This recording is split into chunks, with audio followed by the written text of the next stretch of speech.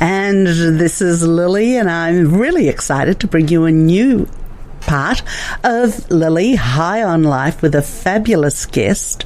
First of all, the message for today is that you decide how you feel. So you can feel good all the time. It's up to you to make the choice.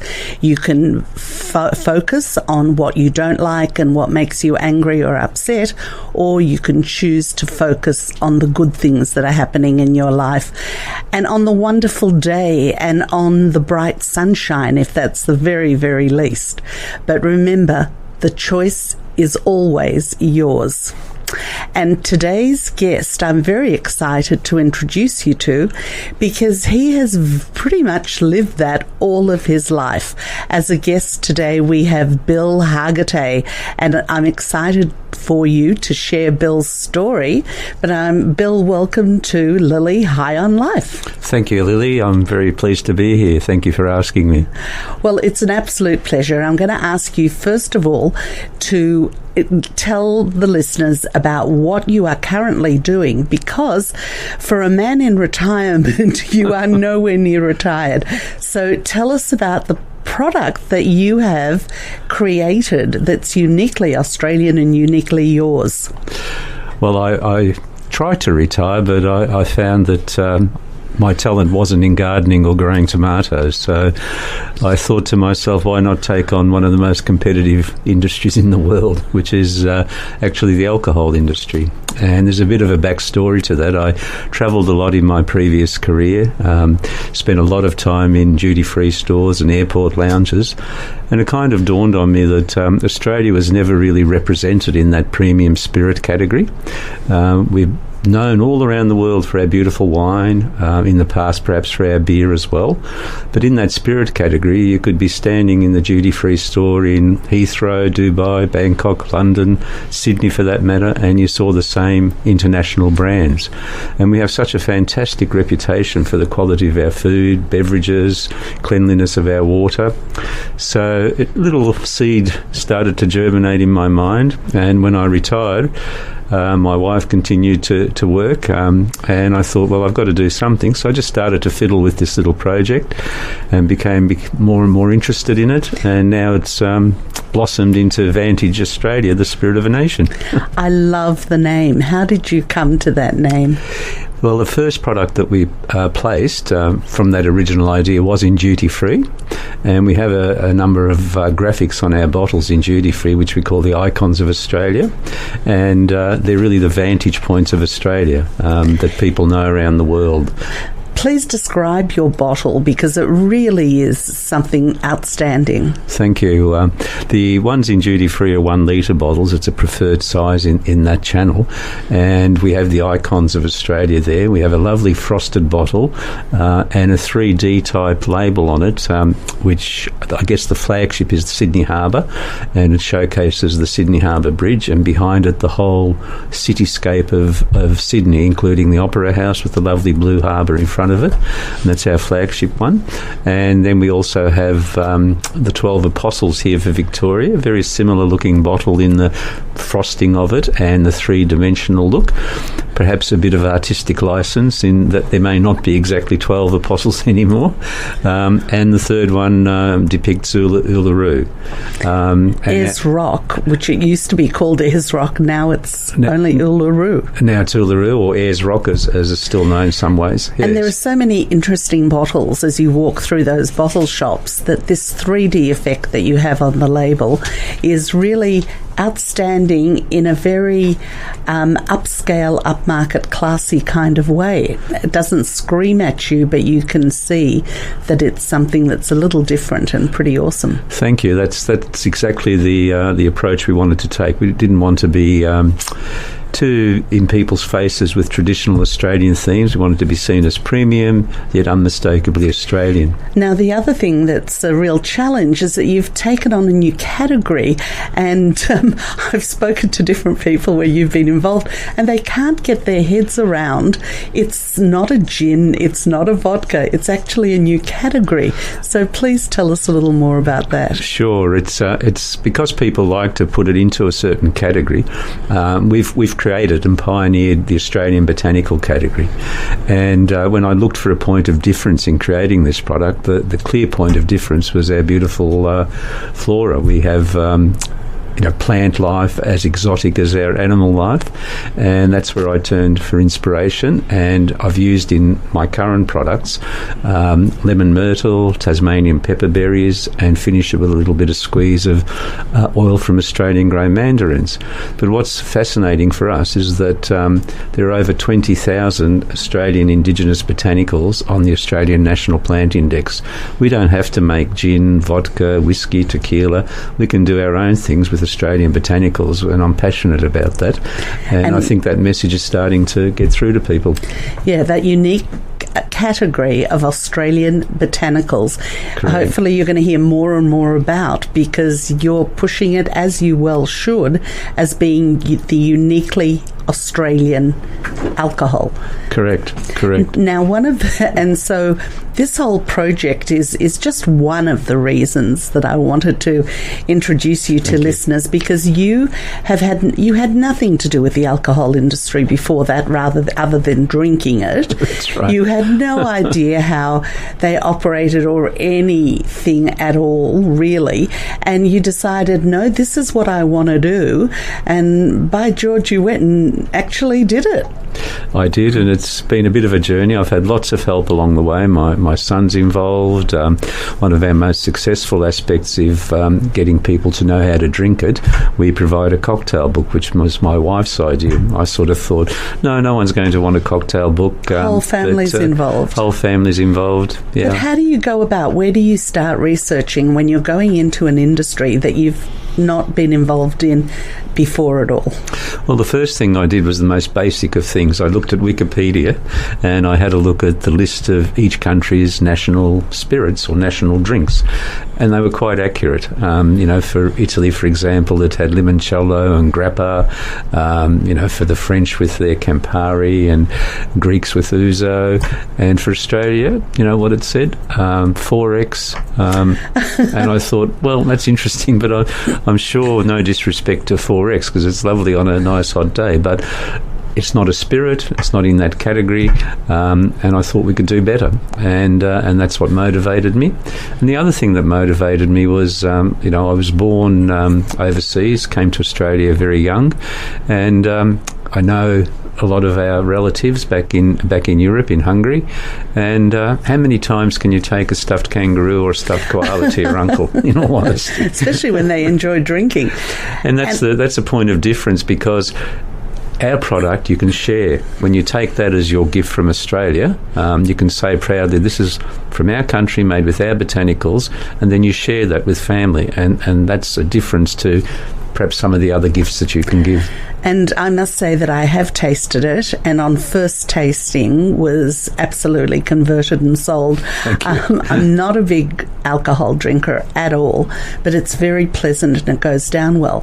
So how long has it been now that you've been since you started? Well, it took me close to 4 years to create, to pull all the pieces of the threads together to actually go to market with it, and then since we went to market, it's just been over 3 years, and the first 12 to 18 months of that was trying to gain some distribution for it. So we've got quite good distribution now. We're in all the airports around the country except Brisbane. We're in New Zealand, in Auckland and Christchurch. We're in our major package retailer here in Dan Murphy's, and we're hopeful that we'll be in Coles in the very near future. So that development is starting to take root. And I know they're looking at you in Europe and America as well. So we've got you at that little cusp point. Very much so, and that's something that's really exciting for us. The opportunity to export the product was always one of the channels that I aspired Vantage to go.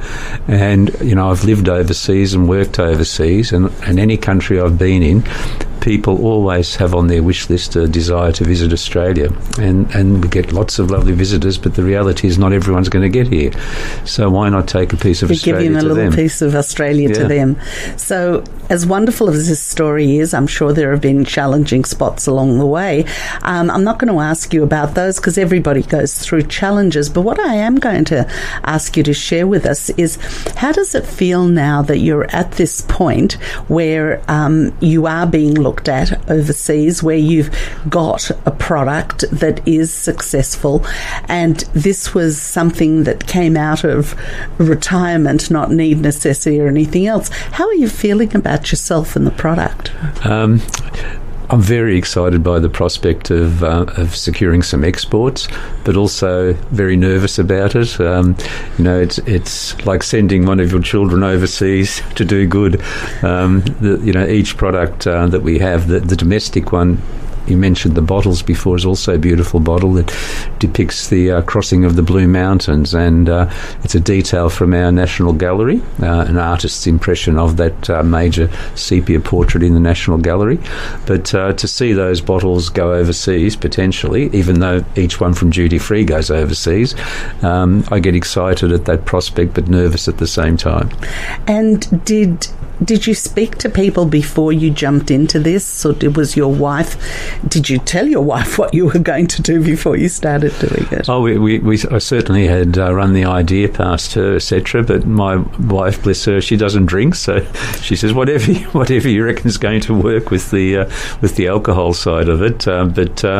Yes, she's been a key supporter of it. That's great. Did anybody poo-poo it or tell you that you shouldn't do it or it wouldn't work?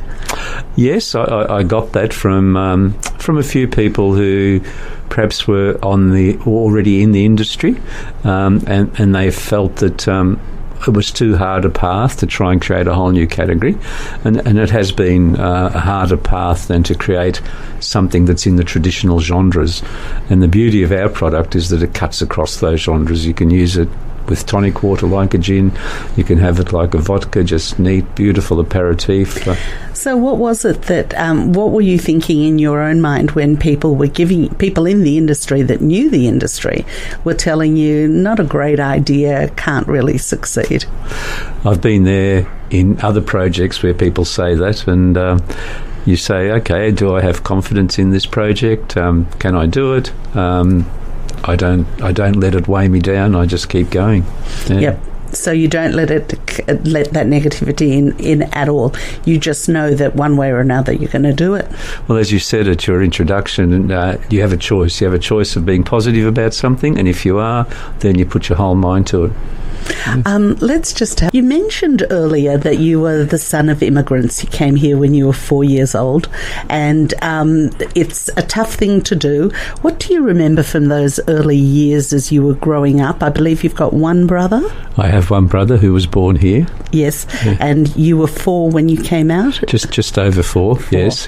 What was that like living at that time as a migrant, without language, without context? Did you come to family?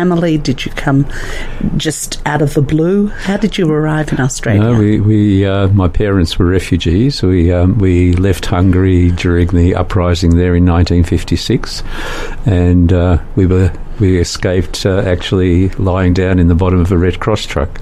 Wow! And then we had people escorting us across the border into Austria, and there we found the world very welcoming to refugees in those days, and we ended up being in Austria for close to 12 months, and then we were very fortunate to secure passage to Australia. We had representatives there for Australia, and we came all the way around. The Suez Canal was closed at the time, and we came all the way around and came to Melbourne and promptly got onto a train and went all the way to Bonegilla.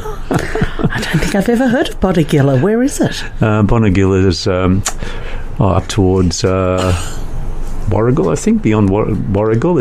It was a camp for new arrivals, and there wasn't sort of a lot of support in those days. You were basically given a hut, and there was a central canteen, and the rest was up to you. And I remember my father coming up to Melbourne, hitchhiking to Melbourne to find work, and then once he'd got a week's pay, he came down to get us. And the first years were pretty tough. For me as a kid, never wanted for anything. Parents were great. great.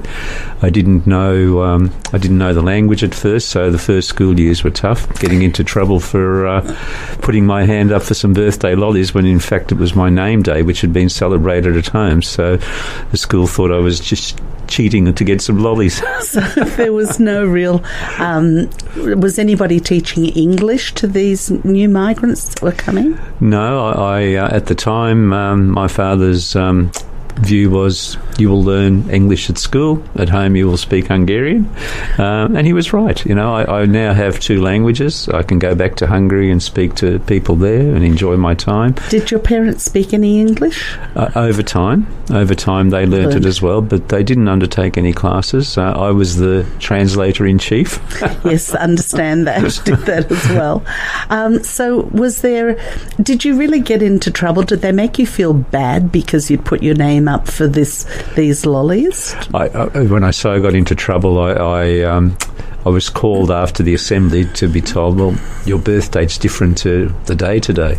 And I couldn't distinguish birthday from name day. I was just celebrating because at home they'd made a fuss over me, so I assumed that I could get a bag of lollies at school. But no, there was no punishment or anything. It was just a clarification. Did you feel embarrassed, or was it? You did. You must have to remember it. I did, yeah. And it's because those little things also set us off for later in life as well. That's right.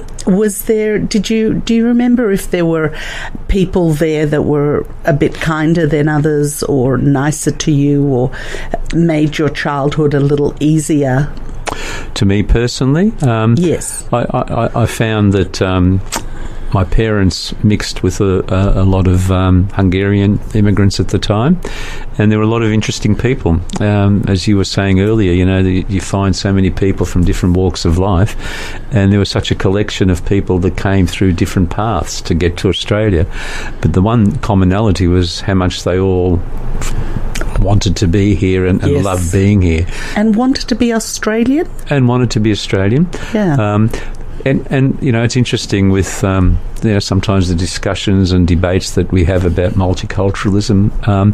Every one of my recollections is that my parents and their friends all wanted to be part of Australia and participate in all of the Australian dreams, but they kept some of their traditions alive. And there really shouldn't be any disparity between being and keeping your heritage, being Hungarian and keeping the customs and the language, and becoming an Australian as well. The two don't need to clash. Absolutely. They're not mutually exclusive. I think they actually build on each other, complement each other. Yeah, very much so. And we need a lot more of that nowadays, because Australia has become so much of a melting pot, but people need to embrace that they're in Australia and want to become Australian at the same time as still respecting the culture that they come from. Absolutely, I totally agree with that. Yeah, and it's just a different way. If there's no war going on between, you know, should I do this or that, or where are my allegiances, it just makes life easier and you don't have to have that disparity. Well, whenever there was sport on, we always barracked for Australia. There you go. That was a bonding experience. And having a little brother who was born in Australia, were you always close, or did you? Very close. We've always been very close. We're both well into our older years now, but he's 7 years younger than I am, and we've been very close as brothers, and our families have been very close, and cousins from the two families have been close, and you know, he has an abiding love for Hungary as well. He had the same lecture from Dad. You know, you speak Hungarian at home, so he learnt the language. Yep. And so the two of you growing up seem to have had the same kind of spirit, because you did try to introduce some businesses into Hungary so you would always have that connection. Tell us about a couple of the things that you tried with your brother when you were really quite young, it sounded like. Yes, we still in the days when Hungary was under communist rule, we looked to introduce Pizza Hut into Hungary, and that was an interesting exercise because we're trying to do that from Melbourne into Hungary via London, which was where PepsiCo's headquarters were. Now, how old were you? How old were you at the time? Well, by then I was probably in my 30s. And so you'd had 30s, a bit of business bit of business experience. So we had the business experience, but probably didn't have the wherewithal to carry it out. No, but that's part of what's so entrepreneurial about you. It's not a matter. It's more an energy and a matter of, okay, let's get this done, rather than let's make it easy. It's just let's get it done. And the other interesting aspect for us was, for me personally, was the acquisition of Australia's icon brand with my business partner, Redhead Matches, which is a brand that actually taught me a lot about the values of a brand. Now, were you working there and then bought the company, or yes, I was the managing director of the company, and the overseas owners decided they wanted to, for whatever reason, exit the Australian market, and the opportunity came up to buy the business, and we did exactly that. And you, I remember you told me that you actually invented one of the products that I think is just oh so clever, the long match. The long match. There had been some long matches, but they were no longer on the shelf when we acquired the company, and it was totally coincidental. We had a bit of a global fraternity of matchmakers, for want of a better term, and I was visiting our colleagues in Chile, and they had a lovely poplar plantations, which you can use for matches, poplar trees, and they had a contract from Japan, and how the Japanese like their chopsticks to be joined at the back, and they tear it apart. So they had a lot of chopsticks that they were making for the Japanese market, but a lot of them were breaking in production.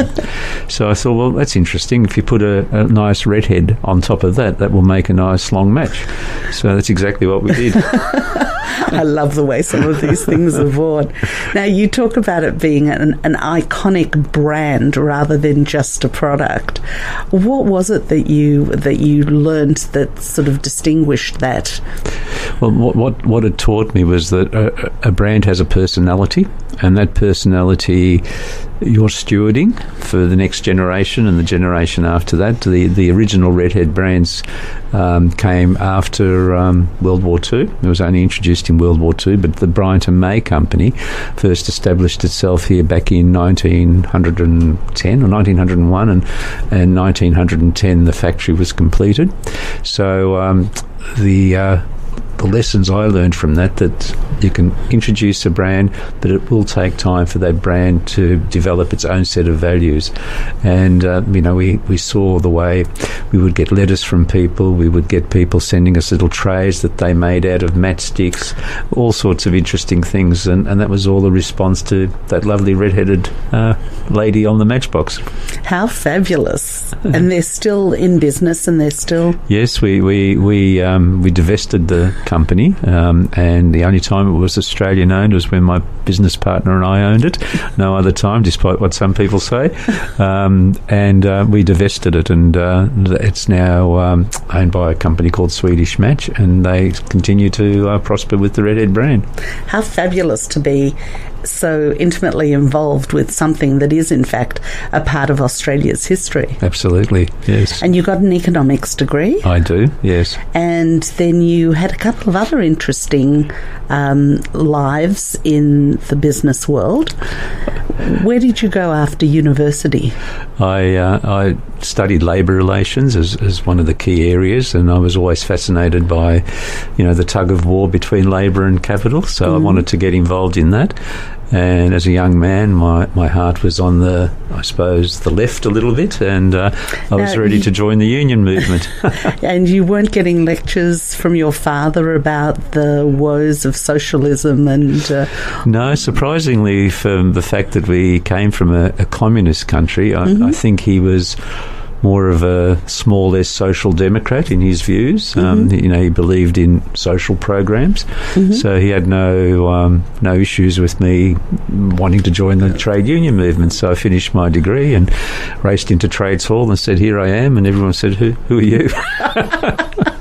So some people have no idea. You were a visionary before your time. So where did they put you?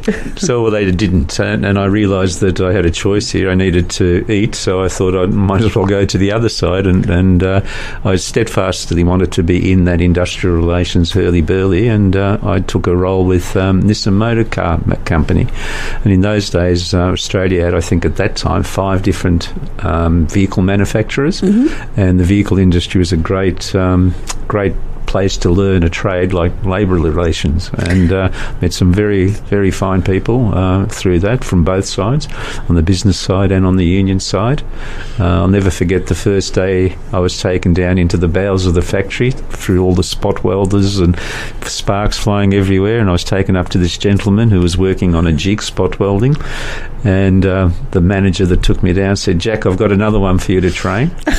and Jack was the president of the Vehicle Builders Union, and he was someone that was the true unionist. He would never lead his people into any sort of false path or political path. He just looked after his members, and on the other side, practicing for the management side, I suppose, because they looked at it as sides.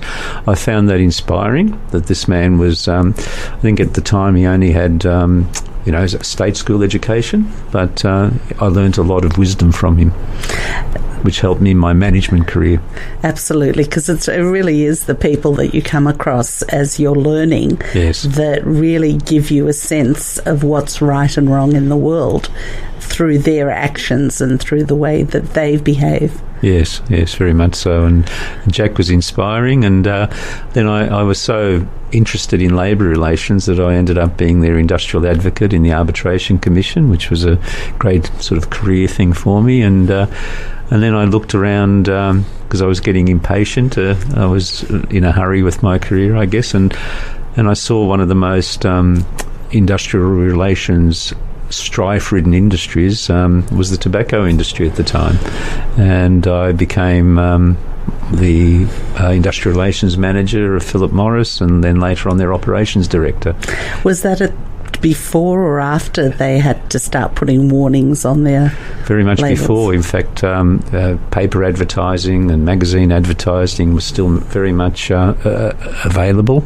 I think the TV restrictions came in probably a year or so before I joined there, but there's a different attitude to smoking then. There wasn't as much known about it. Did you smoke? I did, but it was because I wanted to smoke at the time, not because that industry made you smoke. Morris, and that was a great learning experience for me working for them, and they gave me an international perspective. I moved from Philip Morris with the managing director, who invited me across as he became the managing director of Repco Australia, and I moved across How long were you at Philip Morris? 5 years. What an interesting time to sort of be there, where they're going through that whole upheaval of products being evil or causing harm. It had an interesting impact on the business. There was the impact of the restrictions, but what it did was it pulled the people together in the industry, and the union strife that they had. I like to think it was a bit of my doing as well, but I think a lot of it was because they realised that they needed to protect their own industry, otherwise there wouldn't be work. And so it's an interesting, I guess, concept when there's an external enemy, as they saw it, people pull together.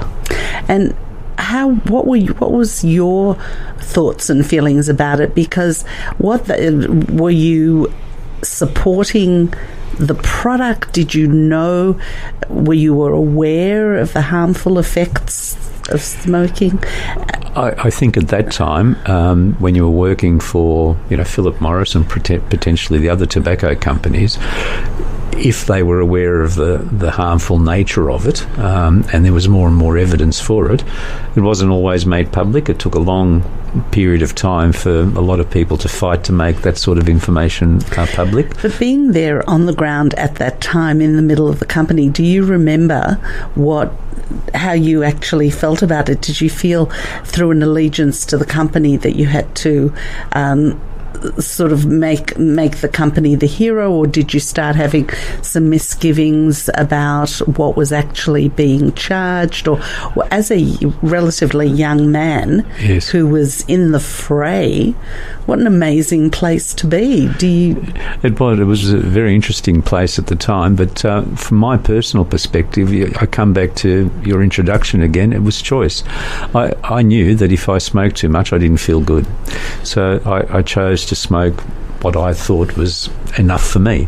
But no one made you smoke in that industry? No, but you were working for a company. Part of your job was to increase sales and mitigate any kind of obstructions. So... Well, it was... I mean, it's all done, it's all over, nobody's going to be sued over... No. They're just war stories going back. I understand, but my attitude to it at the time was smoking was much more prevalent in the community. My parents smoked, for example. I grew up in a household where people smoked. But it was a legal industry. It paid its taxes.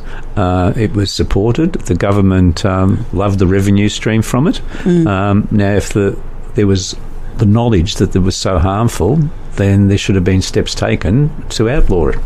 If it was addictive like another drug, then outlaw it. Don't let it be on the one side a revenue stream for your government, and on the other side kick it in the guts. So that was my attitude at the time. But after looking at the steps that have been taken to try and discourage smoking, especially amongst the younger population, I would totally concur with that. And I haven't smoked for a long time. Both my parents smoked quite heavily and just quit cold turkey at one stage. But I find it absolutely fascinating today, where a packet of cigarettes costs you over $40. The whole package is displays of everything bad that could possibly happen to you, and people are still buying and smoking cigarettes. I just find that amazing. It is amazing because, in the old days when there was no warning on there, you could understand people, taking legal action or whatever. But now there's really no excuse. You're told up front. And, there are people in European countries that are living to over 100 and still smoking. So, everything is as everything is. But... and I enjoy the smell of smoke, but I don't want to smoke anymore. So it's just a really interesting area. And it is still legal, as you were saying. Still legal. And taxes are still being made by the government from it. That's right. Yeah. So what's it like now to work with your son? I mean, you've got a son and a daughter? I've got two boys. And you're working with daughter. Andrew has come into the business. He came in after I started, and that's been a delight. That's been, I suppose, in a way, an unexpected delight of being able to spend as much time as we do together. And he's turning out to be a very polished young man. He's over in the US at the moment, meeting our prospective partners in the US and also in Europe. Getting engaged and all of that. So. Well, he's meeting the parents of a lovely young lady. Whether the engagement bit happens, we're holding our breath to see. But it's a lovely feeling to be able to spend that time with your son. It's a great feeling, and he loves the product, and he knows it intimately, and he sort of takes care of me a little bit, the old retiree, so he won't let me lift boxes and all that sort of stuff, which is kind of nice. It really is lovely. And you've got to learn that you really don't want to do that at this age, because you had a little accident over the weekend. I did. And your ribs a bit sore, but it's no fun after. So there are other ways to get things done other than doing them yourself. So. It can get tiring, particularly when you're doing whole day shows like the Good Food and Wine show, but there's nothing I love more than actually doing tastings with the customer base that are enjoying this product, and you get a real buzz out of the positiveness that people respond to our product with it. As really, they try it. If ever I'm feeling down, wondering if this botanical concept as a new category for Australia is going to work, I just have to do some tastings in a store or at the airport or at a show, and it reinvigorates me because the response is absolutely overwhelmingly positive. And was Andrew doing something else and then saw what you were doing and came over, or how did all of that happen? Andrew was flying aeroplanes at the age of 16, much to my horror. He got his pilot's license at the age of 16 for the small aircraft, and his ambition was to be in the airline industry and work his way up to being a pilot. And we didn't realise, because we'd never been tested for it until he had his CASA exam, that he had a slight colour blindness, and it precluded him from moving through all those levels. So he gave up on the idea of being a pilot, but then he applied to be an air traffic controller because there was a different grade for health, or for the eyesight, and he spent, I think, 2 years in terms of the application process is so stringent with psychological testing, all sorts of testing for it, and he got accepted into the intake for air traffic controller, so he passed with flying colours. Very nice. And then they actually since then have introduced another issue with colour blindness, so precluded him from doing that as well. So I said to him, "Don't worry, son, you can spend lots of times at the airports with your dad and we'll sell booze." And that sounds like a lot more fun. Now, I haven't met your wife yet, but you always speak very highly and very nicely of her as well. So just tell me quickly how you met her. Well, we've got married later in life, and well, she's someone that inspires me in her own way. She does counsels victims of crime, and that's a very demanding profession. She works hard, and she helps people re-establish their life after sometimes vicious crimes or abuse, and she continues to do that, and it's, I guess, jobs that some people can do and some people can't. I could never do it. But it sounds like you both support each other emotionally, and we do, yeah, absolutely, and yeah, we do, absolutely, and she supports me, although I would like it if she'd taste a little bit more Vantage, but she won't. Tell her you're trying to get drunk so you can have your way with her, for goodness sake. Oh, I haven't tried that one yet. Phil, this has been absolutely lovely, and the time has just really flown by because we're just about there where we've got to end the show. So, well, thank you so much, Lily. I really appreciate it, and I've been enjoying talking to you as well. And I'm going home. I've got a little Vantage left in the freezer where I keep it, and I'm looking forward to having a little bit of that. Thank you so much. Look forward to hearing more wonderful things, and would love to have you back sometime and hear about the next stage, because you're certainly young enough to keep going for more than another 20 years or so, and it doesn't sound like you're slowing down at all. Thank you so much, Lily. Appreciate it. Thank you so much for being part of Lily.